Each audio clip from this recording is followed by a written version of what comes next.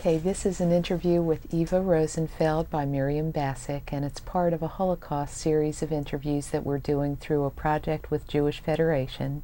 And Eva has been kind enough to consider having time to share her experiences, and that's very profound, I think. Thank you. You're welcome. The first questions are background questions of information about name and address, and so we'll just go over those. Eva, could you tell us your name? Full name? Eva Rosenfeld. Okay, and when were you born? I was born April 22nd, 1927. And where was that? In Königsberg, East Prussia, in Germany. It's now Russian, and it's called Kaliningrad. In Russia. Okay. What's the name of your husband? Eric Rosenfeld. And when were you married, and where were you married? We were married in Rochester, New York, August the 20th, 1950. And what was your father's name? Kurt Lepena. And where was your father born? He was born in Königsberg, as far as I know. And his occupation? He was a pharmacist. Then what was your mother's name? Margaret Newberg was her maiden name. Okay, and what town was she born in? She was born in Magdeburg, Germany, and as far as I know. Okay, and what occupation did she have? She was just a housewife. All right, and then you have 4 children, and what are their names? Okay, David is the oldest. He was born in Rochester on July the 3rd, 1951. And Vera is the next one. She was born September the 3rd, 1953. And Emily was born October the 20th, 1956. And our youngest Ken was born here in Nashville, August the 19th, 1963. Okay. The first questions are mostly about pre-war life. What was life like for you as a Jew in your town or city before the war? Well, I was just a child. We left Germany just a month before my 10th birthday, and I only went to public school, and I don't remember the school really for the first year. And after that, I went to school at the synagogue, which was quite a distance from where we lived. I had to take a trolley and walk quite a bit, but the school was down in the basement of the synagogue, and most of the Jewish children went to school there. I don't know if they all did. Maybe they all did. I don't really recall, except that we were given a hard time. That first year at school, I know I was given a hard time by the Gentile children, and they would tease, and I had long hair. They used to pull my braids, and we used to have ink wells, and they'd stick my blades in the ink well and do all kinds of bad things. I mean, not that they would actually hit me. Mm-hmm. At least I don't remember being hit. Just made pranks, mostly pranks, and just, bad names. Do you have a sense that there was a policy that specifically restricted you from going to public school? I think so, but I couldn't tell you, truthfully. I'm not positive of that, but I think Jews were not allowed in the public schools anymore. Okay. And so you then attended the school and the synagogue for how many years?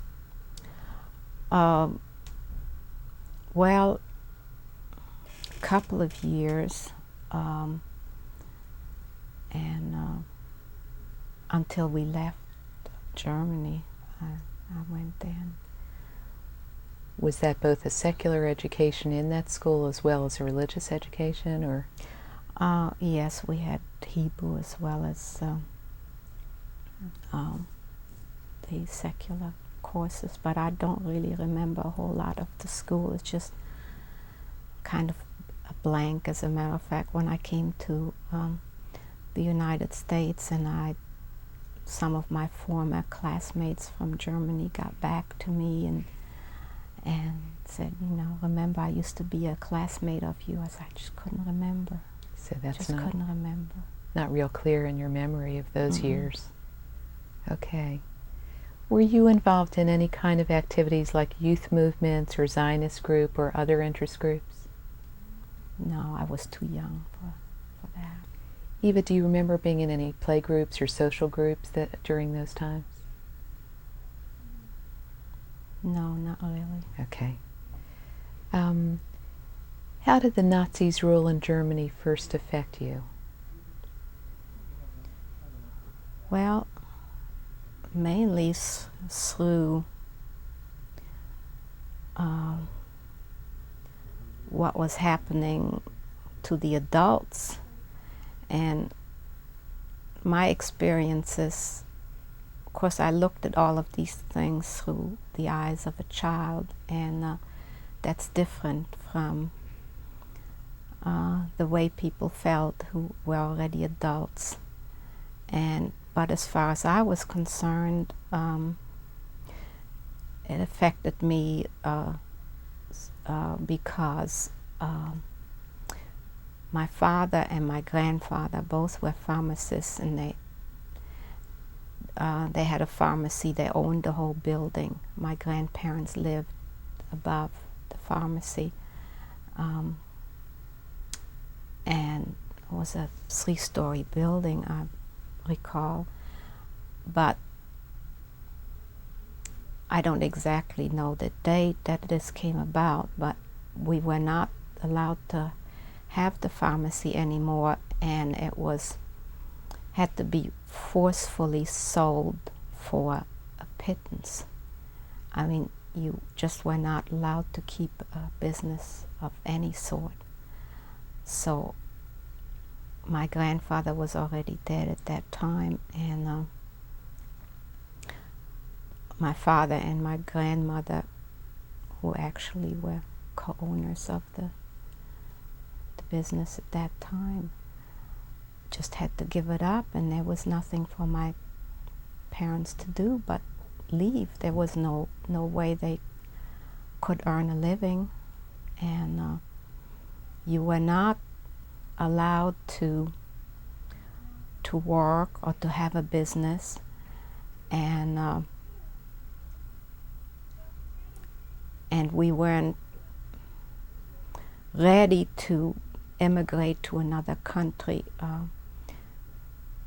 I don't recall, not sure I go by some of the things I heard later on about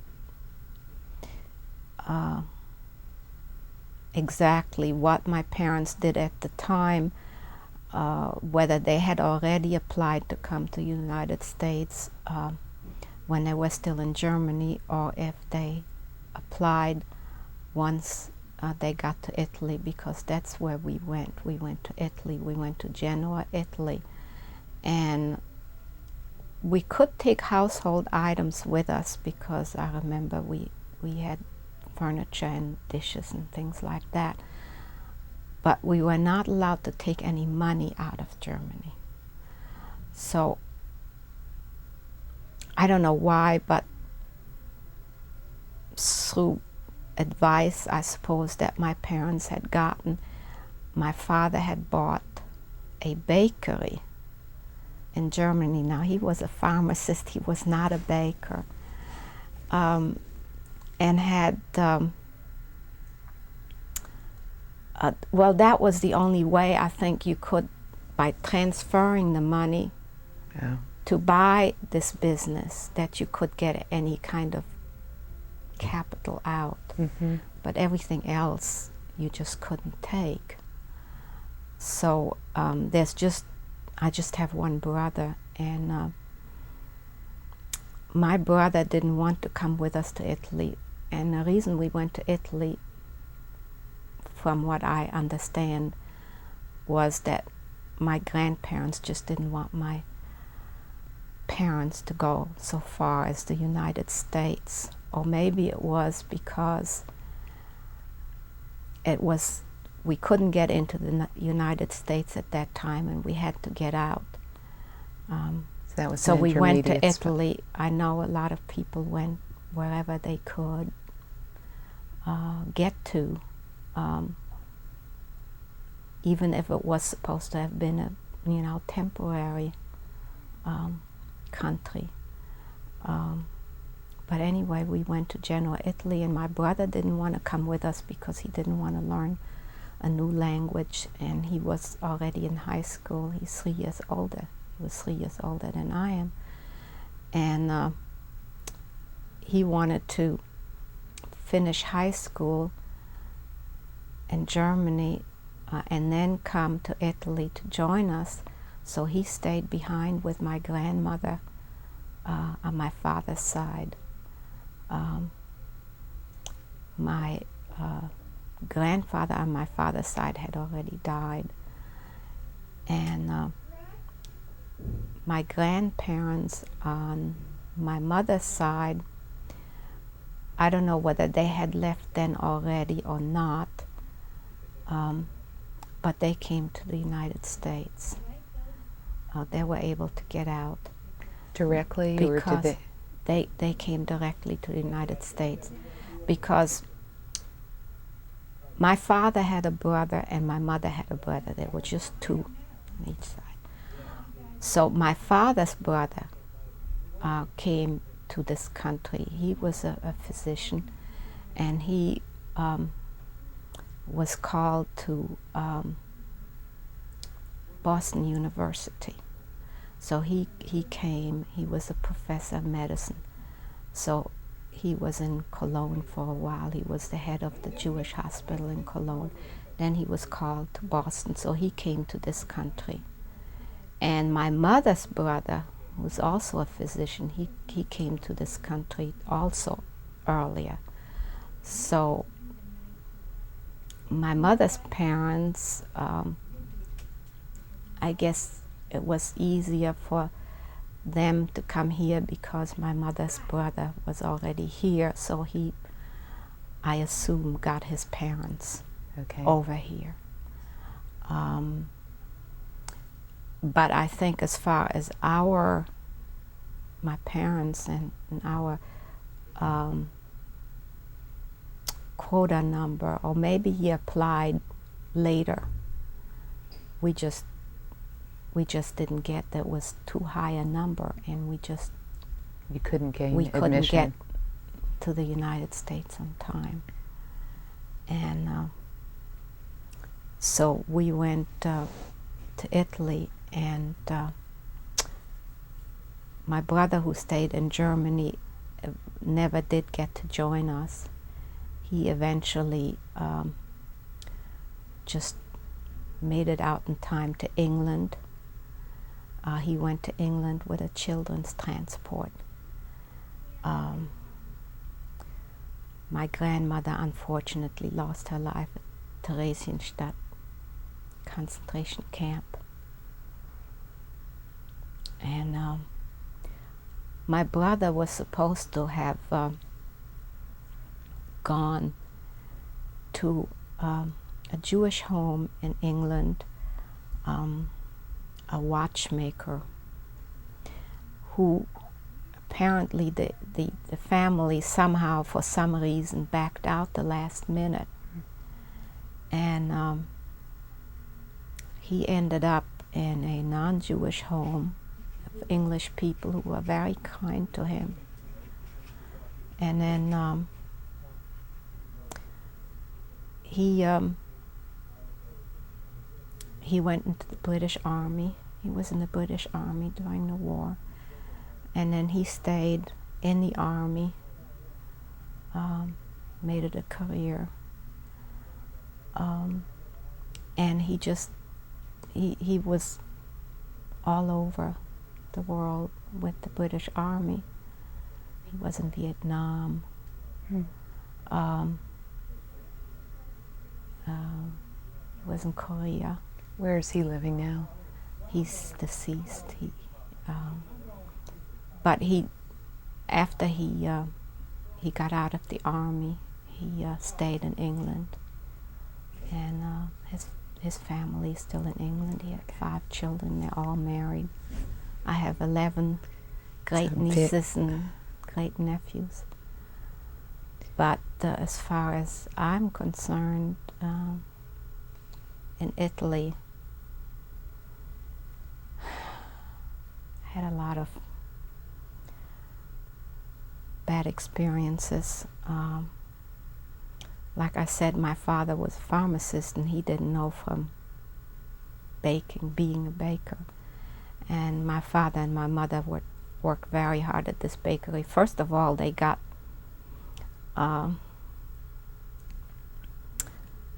unfortunately cheated in the purchase of this bakery. The former owner apparently didn't pay his debts, and so they had a hard time trying to get supplies for the bakery. They had to pay the other previous owners' debts before they could get supplies, and they worked day and night, and so I was left mostly to my own devices. And again, in Italy, at first I think I could have gone to an Italian school, a public school, but I didn't. I again went to school at a synagogue. And at first things went so bad, we were allowed to have a lady came in to clean and you know, to take care of some of the household things because my parents were at work. And but then before too long we weren't allowed to have any domestic help or anybody to come. So I was supposed to take care of all kinds of chores at home, but I was just a young teenager, and a typical young teenager, you know, I'd sweep the dirt under the rug, and I'd let the dishes sit in the sink, and this Italian lady that used to work for us, she was so nice. She would come without pay. She would come when my parents weren't there, and she'd come and she'd wash the dishes and clean up without pay. She'd fix things up for you, huh? She fixed things up for me. But my mother got very sick, and she was home. I found out later, I didn't know at the time, but she had a heart condition, and she was at home in bed for 6 months before they took her to the hospital. She couldn't be home anymore. And also at the same time, things got very rough in Italy because the Italians and the Germans had joined, and the Germans were putting pressure on the Italians to get rid of the Jews. And again, my father lost his business, and my mother was so sick at the time, and it was just a real bad time, and we couldn't keep the apartment. And my mother... Okay, he's going to change that. Where did I stop?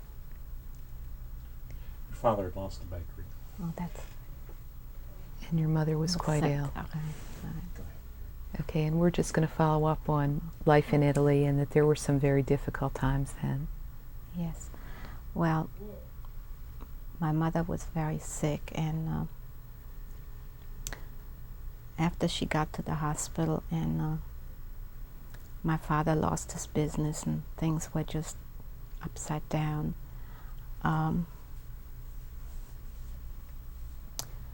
My mother passed away in January of 1939, and after that we gave up the apartment, and we took whatever we could and sent some of our possessions to the United States at the time. And I remember that very distinctly because my father had me helping him pack and list everything and that we, and but not until years later did I find out that it never got here. It never arrived. It just got lost or never left or disappeared wherever. Anyway, it never got here. But we gave up the apartment and we stayed with an Italian lady in a rented room. And I was still going to school, and About how old would you have been right around then? I was 12 years old, and my father was still partly busy with the business, and but like I was saying, the Germans were urging the Italians to get rid of the Jews, so there would be raids, like they would just pick up whoever they could catch. And one day I came home from school, and some friends intercepted me and said, your father is in prison and you have to bring him his overnight things. And so I picked up his overnight things, and I took the trolley and I went to the prison all by myself. And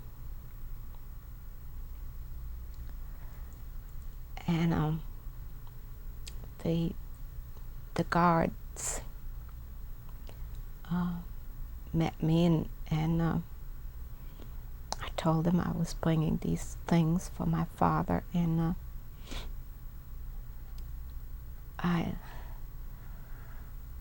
they went through the things that I had put into this little suitcase, and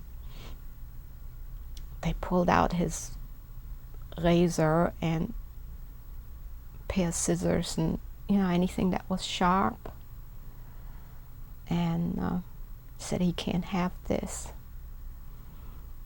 And I left, and I didn't realize until later how dangerous it was for me to even go to the prison. I mean, they could have just put me in there too. And anyway, they kept my father and a lot of other people they had caught that day. They kept him there a couple of days, and I was all by myself. And when they let him out, they told him that he had to leave the country within, I think it was 2 weeks or something, a very short period of time. And there was no place to go. So friends of my parents, some people went, and they just went into hiding. And they told my father to just go into hiding, and but he wouldn't do that. He just couldn't do that. So the way a lot of people did is they could get to France illegally. There were like fishermen that would take people at night and get them from Italy over to France. They would be paid a certain amount of money to do that. And then when people got to France, they would have to pay a certain fine to get to into the French government, and then the Jewish organizations would take over and take care of the people that had fled to France that way.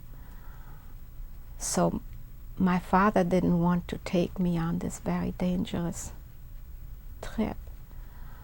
So he left me with these friends of my parents, Dr.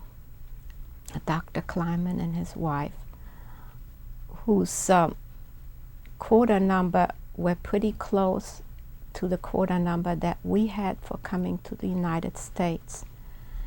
And the way my father figured, and they agreed to take me with them to the United States, and that my father would go to France by himself. So he wanted to ensure you safe passage. Right. He wanted me to get out. So my father did get to France, and he lived a very tense and life. He was provided for by the highest in the Jewish organizations, but we had tried to send him some of his clothes, because the only thing that he was allowed to take when he fled was a knapsack on his back with a change of clothes, and that's all he had. It was a change of clothes and enough money to pay the French government whatever fine that had to be paid. And so we managed to get some clothes to him, but that's all he had. He had no way of earning any kind of money or anything. Unfortunately,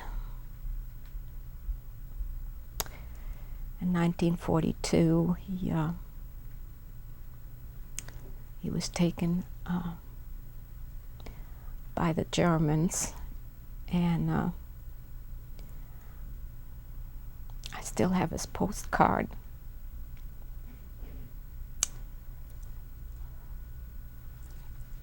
Where he writes that he was going to leave on the train the next day.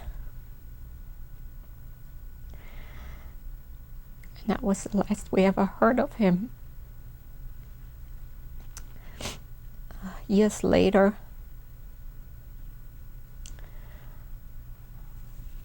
through the Red Cross,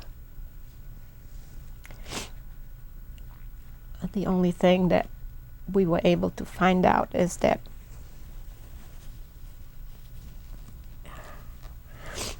he was put on that transport, but he never even made it to camp. I don't know what happened on the way.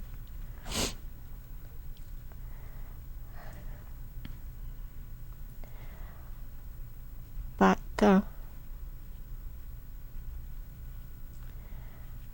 back to me,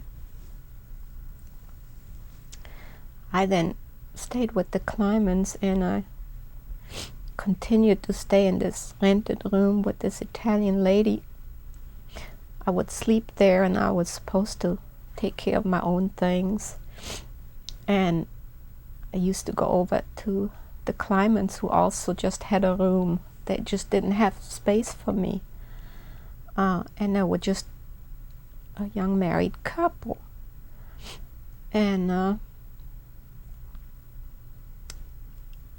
I used to take meals with them, but I'd sleep there. And it was a rough experience for me, because they tried very hard to take good care of me, but I resented the fact that they were not my parents. Yeah. And I was, just a You young were virtually on teenager, your own. and very impressionable age. And I guess if things would have worked out where we would have come to the United States the way we expected to within a few weeks, things would have been better. But unfortunately, what happened was that we never did make it out. We did get our visas, and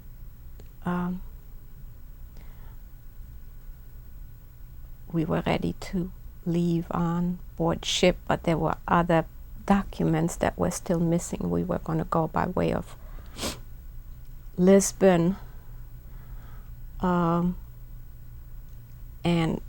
a whole, I have some, I even have the old ticket that was never used, that my uncles had gotten here in the United States for me. But we just couldn't get all of the papers and everything together to be in time to sail for the United States. And then the harbor was closed, and nobody got out anymore out of Italy. And that would have been about... So instead of being with the Klimans for a matter of a few weeks, I ended up being with them for 4 years. From 1940 until 1944, when I came to this country. And we were interned by the Italian government. Well, what the Italians did, and I guess we were lucky to have been in Italy and not in Germany.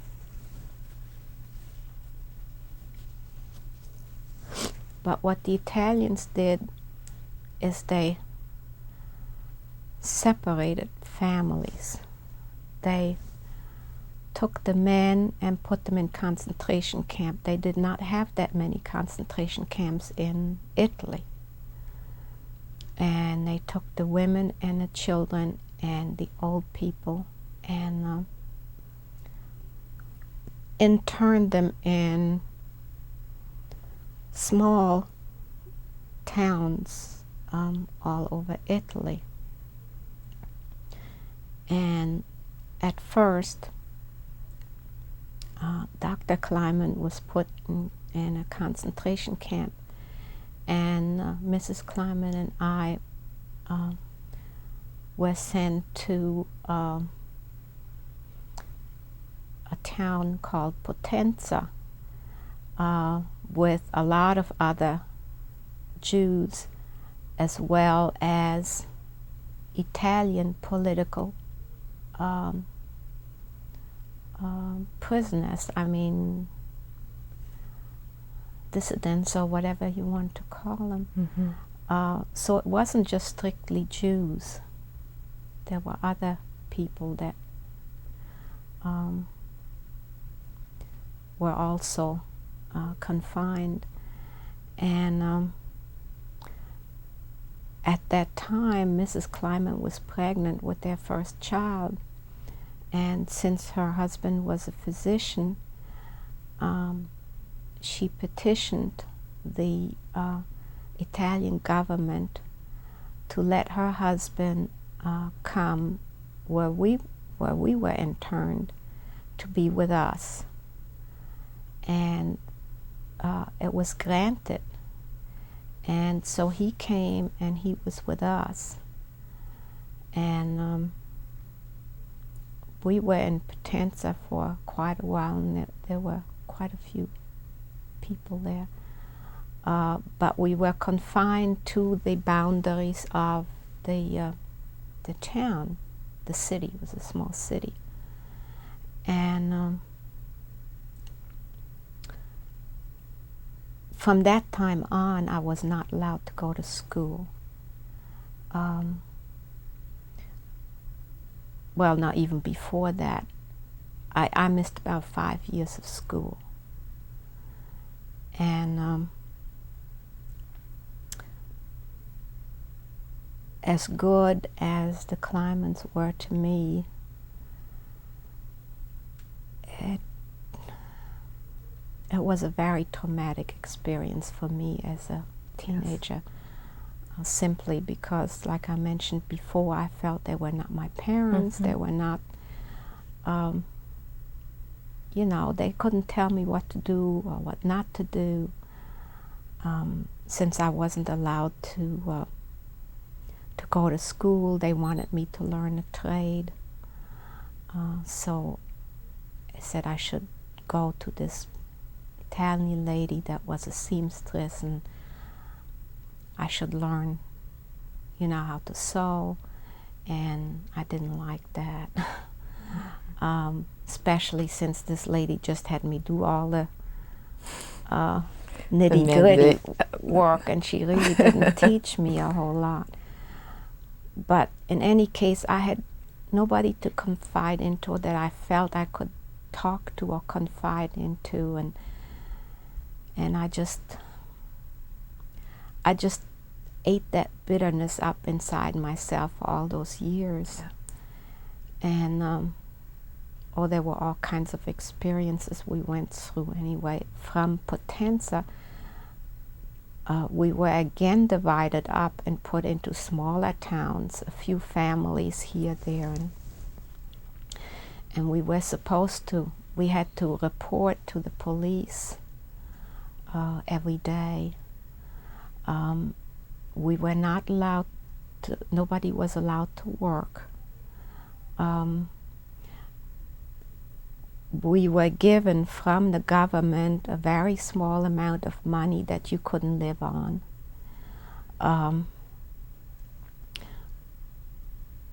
We were lucky, and we were lucky that Dr. Kleiman was a physician, even though he had nothing but his little black bag. He didn't have any medications or anything, or couldn't get anything to help people that way. But this little town, Tito, that we were sent to after Potenza, only had one doctor, one Italian doctor, and he had left. So there was no doctor in town at all. So the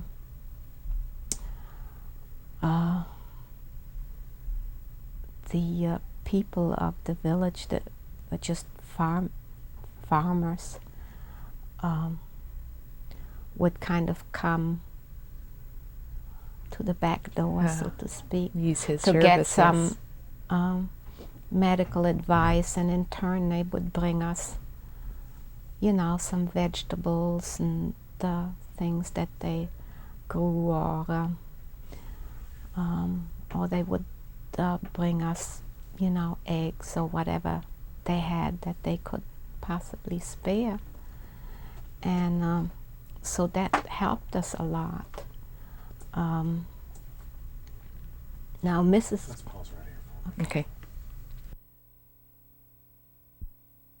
Called one experience, though we had in Tito, because, and also the fact that really, like I mentioned before, that we were lucky to have been in Italy rather than in Germany. Not in Germany. The Italian people, basically. Can we be okay? We're still talking about life in the small community of Tita in Italy. Well, we were lucky, as I had mentioned before about being in Italy. The Italian people were very kind. Even what little they had, they would be willing to share. And under the conditions, that was most helpful. And this little village we were in, the people were very poor, and the living conditions were terrible, just terrible. Eva, were you kept in a certain part of the town? We could not leave the boundaries of the town. We could move about the town, but could not neither. Things were rationed, and we had whatever everybody else had, we got too. But you could never get things like meat. If there was ever any meat available, you'd stand in a long line trying to get whatever meat you could. I think I came in contact with every bug, you name it, and it was kind of hard for us in the sense that coming from such a clean country as Germany, to be, well, a lot of it had to do with being in a very warm climate too. Okay. But also the living conditions and the people that were so poor, and sanitation. There was no running water. We had to, and there was no way we could carry water. We had to get an Italian woman, and they'd carry these big barrels on their heads. They have like almost like a turban type thing on their head, and then they'd have these big barrels, and they'd have to go to the town square to the pump to fill the barrels with water. And we couldn't do that. There was no way we could carry, so we had to get a woman to do that for us, to pay her to get us the water. And we had a wood stove, and like I said, no running water. And the toilet was like an indoor outhouse, and it was bad. It was primitive, huh? Very primitive. And how some of these poor people lived in homes that didn't even have a window. They only had a door.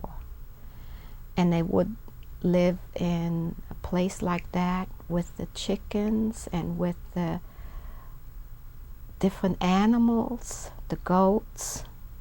I mean, like being right there in the barn, and just so poor, but good-hearted, so good-hearted. Well, one experience I'd like to say among many others,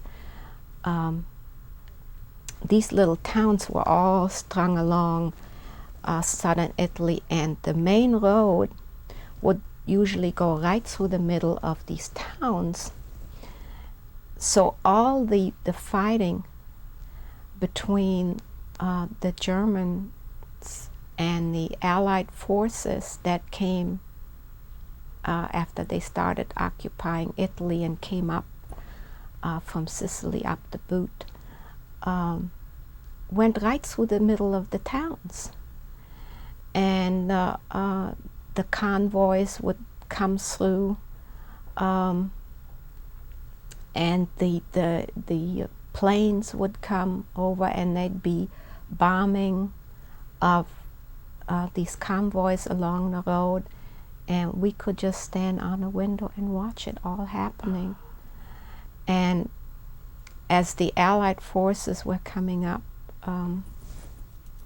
Italy, and the Germans were fleeing,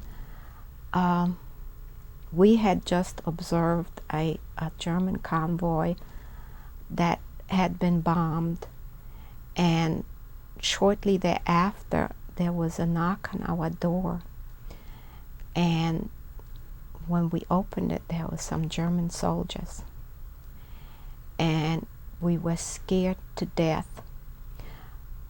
Now, Dr. Kleiman looks very German and very Jewish, very blonde, didn't look Italian at all, with the very Jewish nose, and you couldn't mistake him for anyone else. But these German soldiers came to the door saying that some of the Italians had said that there was a doctor there, and they had a very badly injured officer, and they wanted Dr. Kleiman to go with them to see to this very badly injured officer.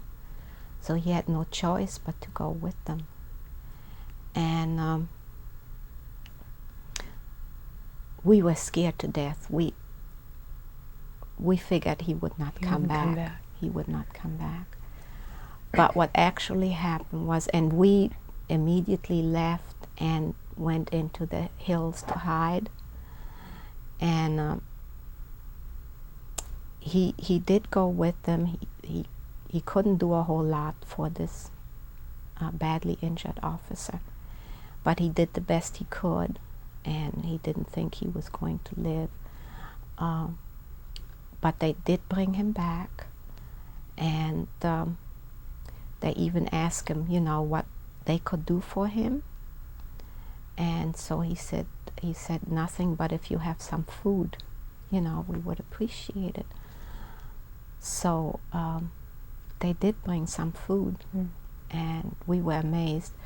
But we were so afraid, Dr. Kleiman was so afraid that he said the officer was not going to pull through, that if the officer died, that they would come back and get him.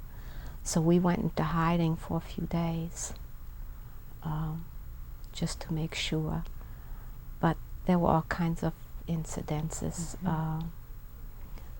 similar ones, and trying to get food to eat, and it was just hard. There were times when we walked from one village to another to a market in order to try to get some food, anything, chickens, pigeons. I mean, if it was edible, we ate it. Except for one thing, Dr. Kleiman and his wife came from a very Orthodox family, and very kosher, and she said, I eat anything but pork, and she would not eat pork no matter how hungry we might have been.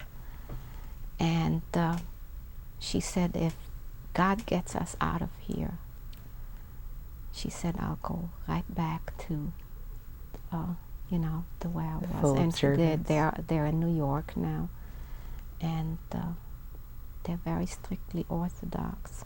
So Eva, how did you come to the United States? So I have to tell you another story. Now this is after the Allied forces came through our town. All of Italy was not liberated yet. They were still going up north. But we were free the minute that they came through were free, but we had no place to go. And now I tell you how I was found by my family. Well,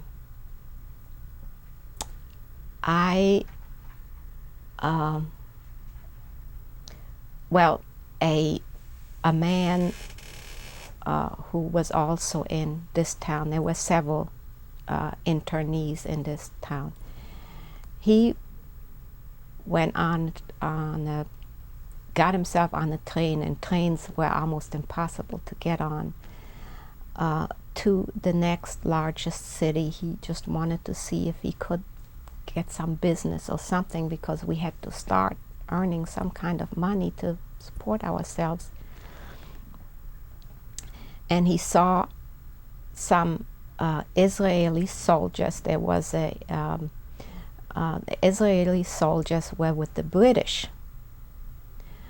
There was a division of soldiers from Israel fighting with the British. And they were sitting in a cafe around the table, and he joined them and started talking to them and asked them if they had any relatives in Italy. And one of them happened to be my cousin. Not a first cousin, second cousin. A first cousin of my mother's. I did not even know he existed. I only knew of the existence of my closest relatives, my grandparents and my aunts and uncles, and that's it. He said, he mentioned my father and me and said that, that the family was looking for us. So this man said, I know where the daughter is. So before this man had returned to the town, there was a knock on the door, and this very handsome soldier, I had opened the door. This very handsome soldier told me he was my cousin. And I had no idea. So he came and he told us who he was, and that he was married and his wife was in Israel. And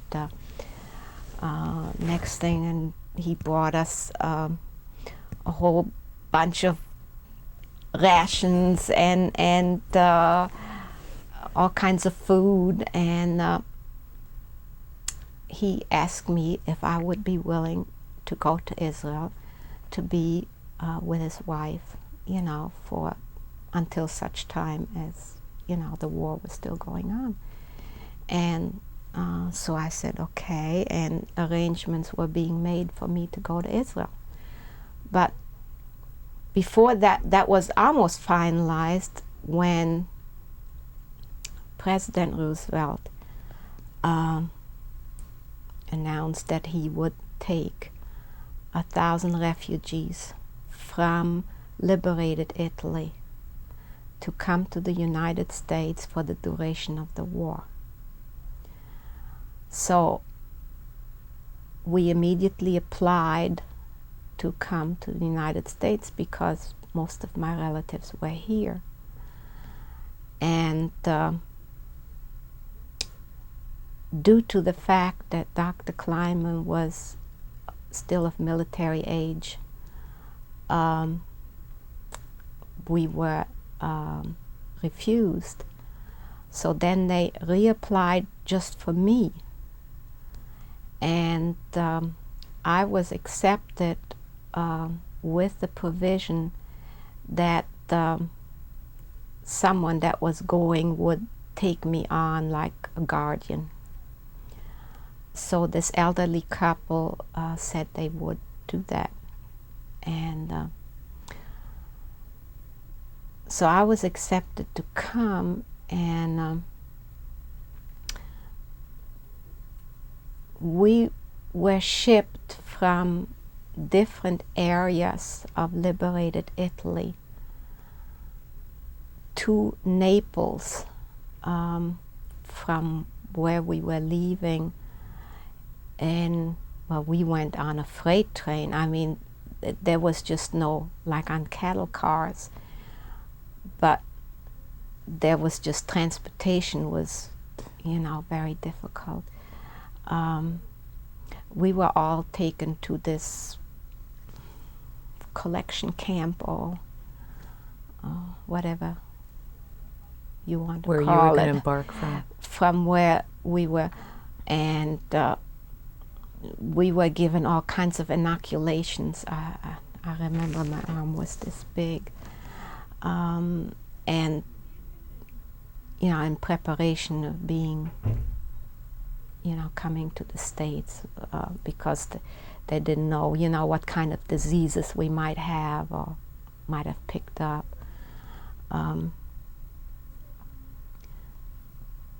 We went on board ship and were on the ship for a week in the harbor before we even sailed. But we went, well, the ship that we were on was the Henry Gibbons, and it's, You have a tell you picture in a of minute. that? Okay. We were in a convoy of ships. The one, now I don't know if all of them, but the ship that we were on was bringing wounded American soldiers back to the United States. And we were assigned 4 decks, the front of the ship. What's the front of the ship called? I don't know. Bow. Anyway, there were 250 people per deck. Men, women, children. And it was in August. It was hot. And I was in the lowest deck, right down the bottom of the ship. People were terribly sick. We were on board. We were on the go for a week before we got into New York. But 1 week we were already on board right in Just the harbor. sitting there. I don't know how many ships were in a convoy. We were treated just like the rest of the soldiers. We were given a mess kit, and we got fed twice a day, in the morning and in the afternoon.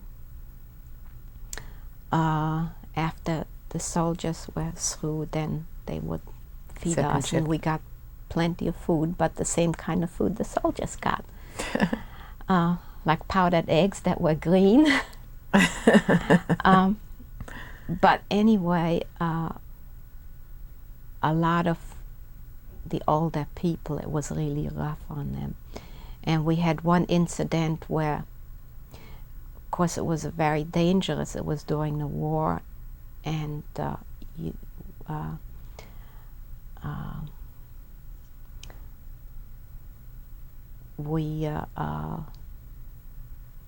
was always the danger of submarines and possible, you know, sinking of a ship. So one time there was a blackout, and they had forgotten to close off the vents, and all the smoke came inside the ship, and people got very panicky, thinking it was a fire. And we were allowed to go on top of the deck if we could, but there wasn't much room for people to be on the deck. But the soldiers were very nice. They would, there were a lot of children, and they would be in the center part of the ship, and they were above us, and they would talk to the children, and they would give them candy and toys and things like that. It was very nice. And then where did you land, Eva? We landed in New York, And New York Harbor, we were taken right off of the ship, directly put on a train, and we were taken by train to Fort Ontario, Oswego, New York. That used to be a military camp. It was surrounded by barbed wire,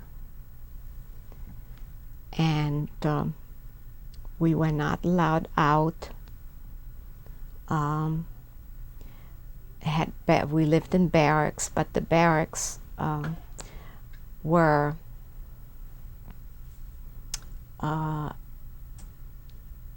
adjusted to like apartments. If there was a family, you know, they would have They were rooms confined together.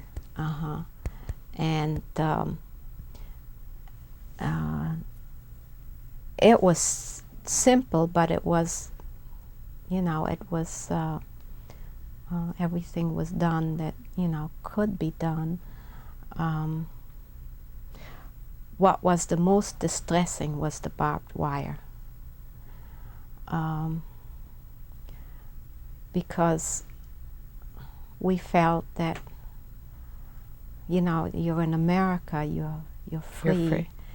And we couldn't get in or out of the camp except by a pass, and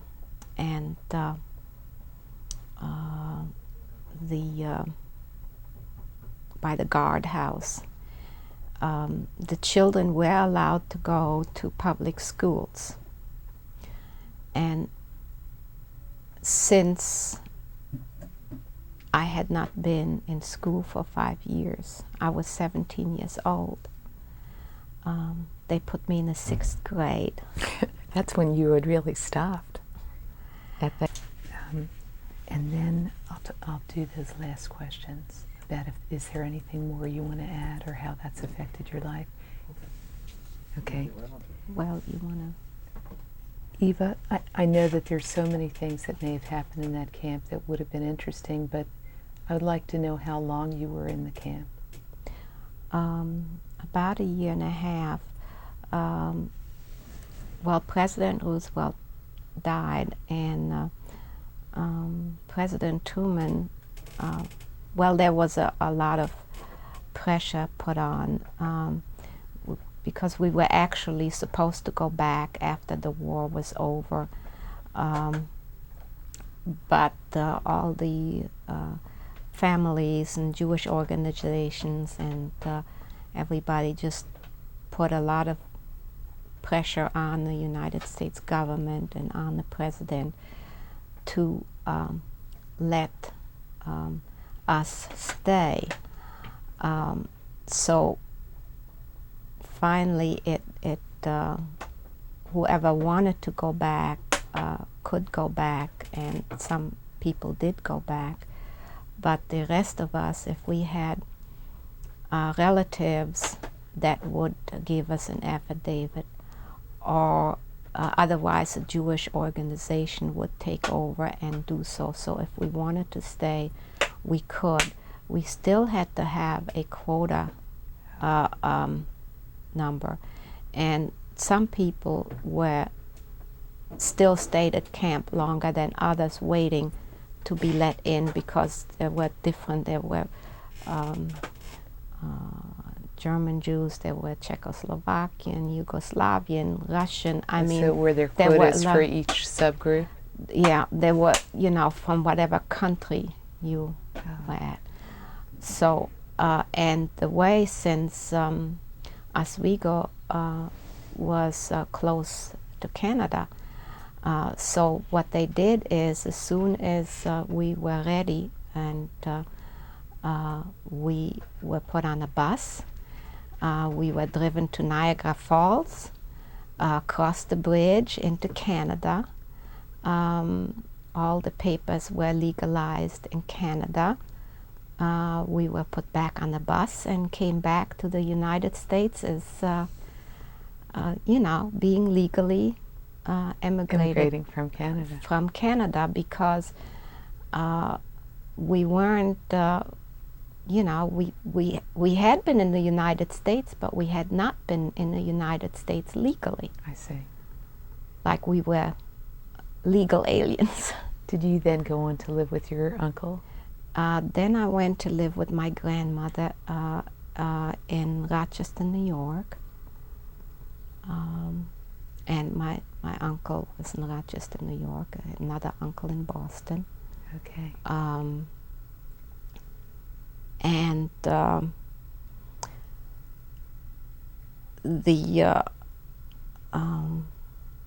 story about the camp actually that came up years later, that the lady Ruth Gruber, who at the time was a war correspondent, was commissioned by the United States government to go to Italy and accompany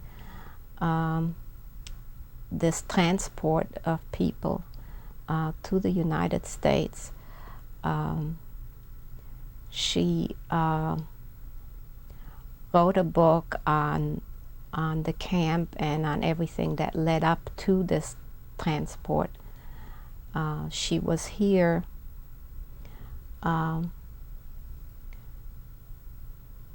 giving a talk on the book that she had written about the camp at a Hadassah donor luncheon, where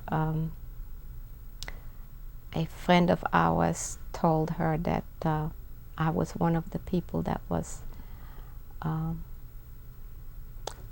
on with that transport and at the camp. So that's when she came and she talked to me, and a lot of these things fell back into place. The book is available in the library. What is it called? It's called Haven. And then a documentary was filmed on the camp, and I have that tape about the people and the transport and how all this came about, and life on camp, and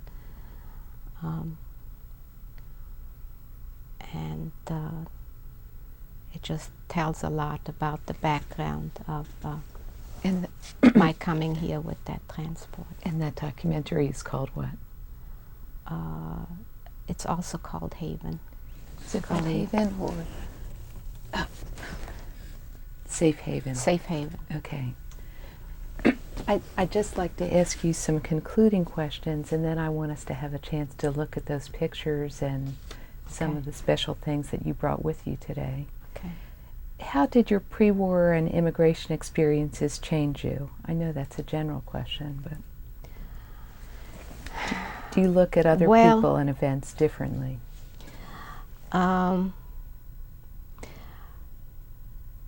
Well, I didn't have a normal growing up, so it definitely had an effect on our own children. My husband is also a survivor of the Holocaust. And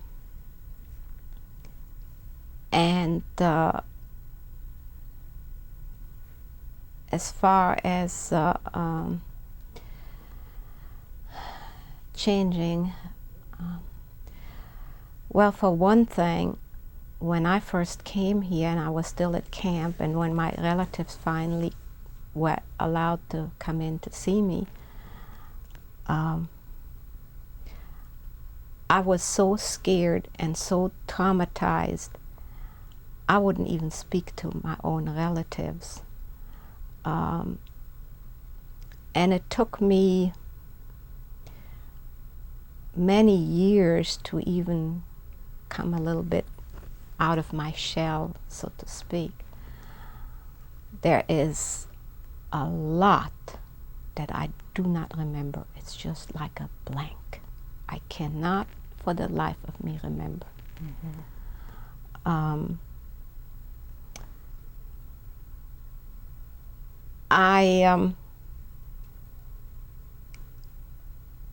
Well,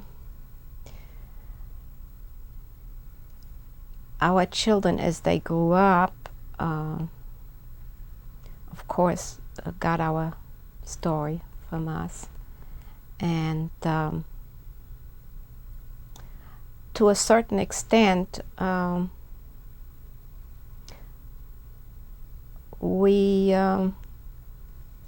don't know if they had, we tried to give them a normal growing up. But both my husband and I didn't really know exactly what a normal growing up is. You didn't have that yourself.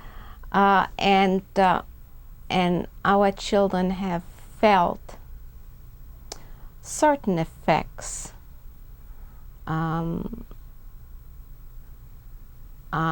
because we were refugees to start out with, mm-hmm. and I don't know how to put it really, but it definitely had different effects on us as well as on our children. Do you think you were protective of them in certain ways more so? Very much so. Yeah. We wanted them to have everything that we did. I can understand that. Eva, the last question on this interview is, now that you have told me your story, what would you like others to know? Is there a message you would like others to remember about your experiences?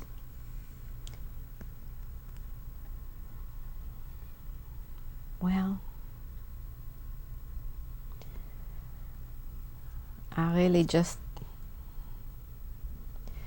the only thing is I can say, keep your ears and your eyes open. Just to be and aware. Hopefully it will never repeat itself. But it was just something that was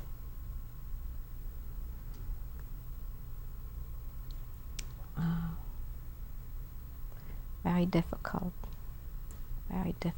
even though it probably was easier on me looking back on it because I was a child than it probably was on the people that were already adults. Yeah. Because as I got older myself and I realized certain things come with maturity and you perceive things differently. So that's about all I can say. Thank you. I want to thank you for what you've done today, and I think it goes a long way to increasing awareness and to tell a story of details that really was a difficult time, and it's important to know those details. Well, everyone's story is different, and mm-hmm. So I appreciate you taking the time to listen. Well, good. You've given a gift, and I think now what we'll do is to reset up, and we'll take some time and understand what the pictures are.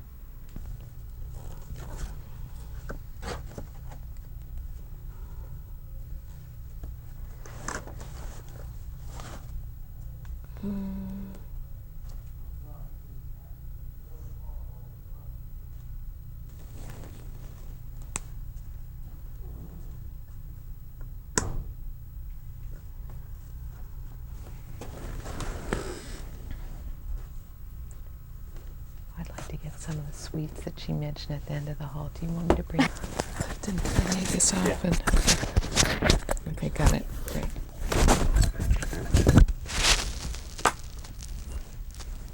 Then I'll get to tell Rosemary that we'll be out was just going to come and tell Hello. you. We're just photographing Hi, how you doing? some wonderful pictures that she brought. Got some too. Okay, good. These you have in your... Documentary. Oh, You wanted to borrow it. Yeah. You wanted to Yeah. see it. I shall return. Come on in. I'm going to get some Yeah. sweets that I heard about. Yeah. Oh, you already filled this out? Thank you. Okay. Boy, you're keeping us in nice order. I don't know about nice order.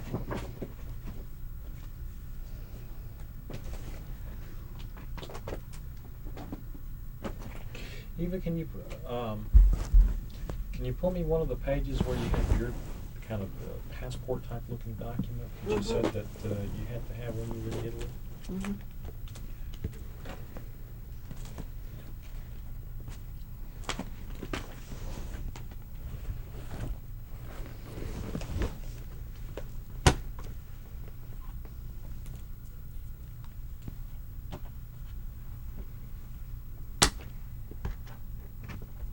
I've been looking for things too. Hmm?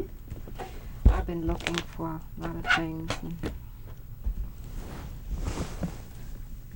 trying to put it together. Some emotional thing too. I like your hair. Thank you.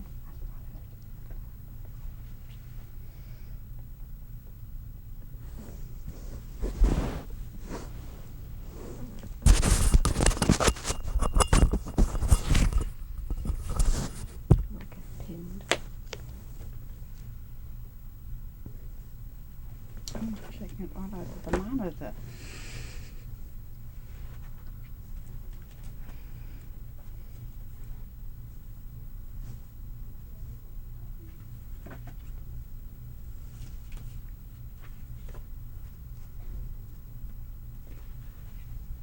Even another picture I think I'd like to.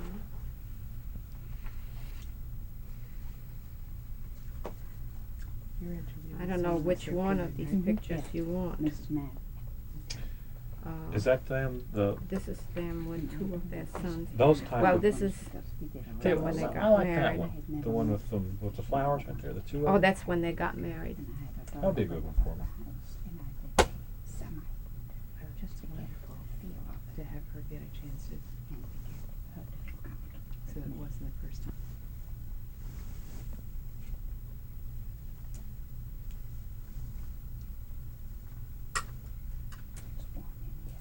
Yeah, it is. Have something sweet that helps. No, sweet, really sweet. Is there some for you too, Clifton? I'm gonna go back and get some of my own. Okay. That pineapple's good. It's delicious. Mhm.